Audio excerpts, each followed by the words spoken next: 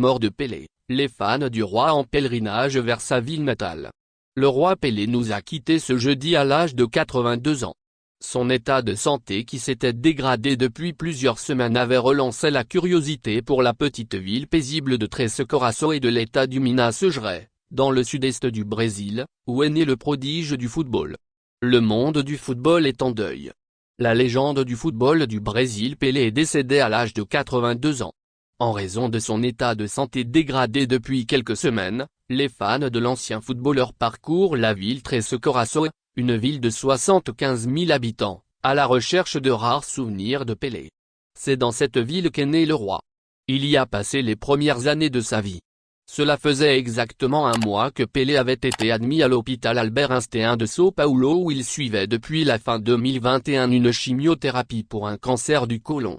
Dans son dernier bulletin il y a 8 jours, l'hôpital évoquait une progression du cancer de Pelé ainsi qu'une insuffisance rénale et cardiaque. Sur les traces de sa naissance. La petite ville de Três Corações, 3 cœurs, est située à égale distance, environ 250 km, des 3 grandes métropoles Belo Horizonte, São Paulo et Rio de Janeiro, et est entourée de plantations de café. Sa célébrité, elle la doit à un seul fait, la naissance, en 1940, de Edson Arantes do Nascimento, Pelé. Très jeune, Pelé avait changé de ville, avant d'entamer à l'adolescence sa carrière au Santos FC, près de São Paulo, où se trouve un musée Pelé, qui présente la majorité des souvenirs de lui.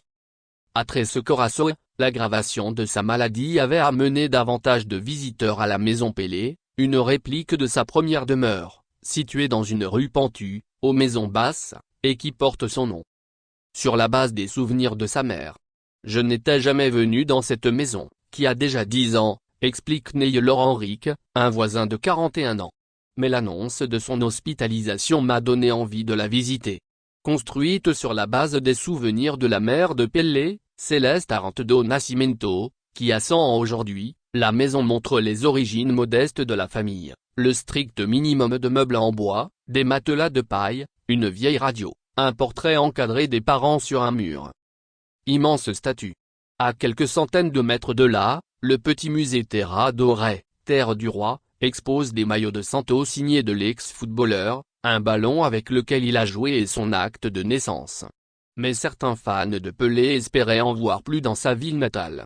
Raphaël Antunes a fait un détour lors d'un voyage familial pour s'y rendre, à la recherche de souvenirs du roi. J'ai trouvé peu de traces de lui dans la ville, quasiment aucune, dit l'entrepreneur de 43 ans, peu impressionné par l'immense statue de Pelé qui trône à l'entrée de Três Corações. Je trouve que cela relève d'un certain manque de respect pour le rôle qu'il a joué pour le football et notre pays, dit-il du seul footballeur à jamais avoir remporté 3 fois la Coupe du Monde.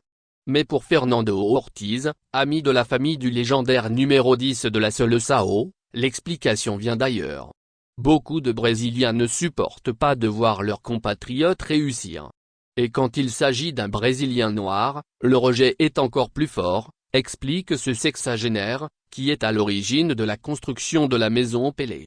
Hélas, je pense que si Pelé avait été un blanc aux yeux clairs, il aurait été accepté par tous. Merci de bien vouloir activer la cloche et de cliquer sur j'aime.